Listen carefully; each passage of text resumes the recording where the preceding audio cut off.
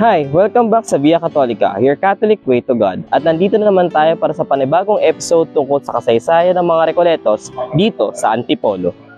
Pero bago tayo pumasok sa loob ng Antipolo Cathedral, hit the like button, share, and subscribe. And also hit the bell button for more updates in Via Catholica. Hi, ako si Brother Christian Joseph Codilla at tayo ngayon nasa pandaigdigang dambana ng Birhen ng Antipolo o Nuestra Señora de la Paz y Buen Viaje. Sa English, Our Lady of Peace and Good Voyage. Tara, pasok tayo sa loob. Alam mo ba nagkaroon ng pagkakataon na mga Agustinos Recoletos ang namahala dito sa Antipolo Cathedral at sa mahal na Birhen ng Antipolo?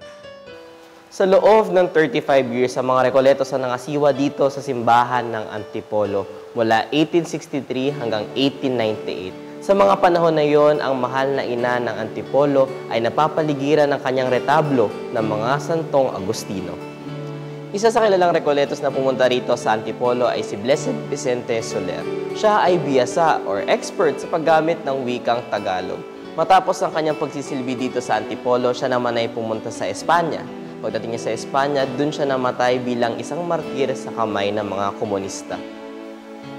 Ngayon, nakalagak sa Antipolo Cathedral ang mga relic ni St. Ezequiel Moreno at ni Blessed Vicente Soler bilang alaala na dumating sa isang pagkakataon na ang mga Recoleto ang namahala sa mahal na ina ng Antipolo at sa lahat ng mananampalataya nito.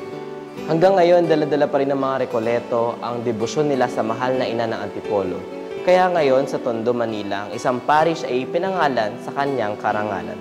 Kaya tuwing magagawi sa Antipolo Cathedral, huwag nating kalimutan na tuklasin ang mayamang kasaysayan nito. At bilang isang Recoleto, dapat nating laging ipalaganap ang debosyon sa mahal na ina ng Antipolo.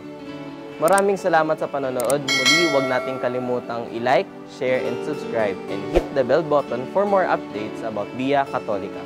Maraming salamat at Viva Birhen ng Antipolo! Bilang mga Recoleto, tayo na sa Antipolo.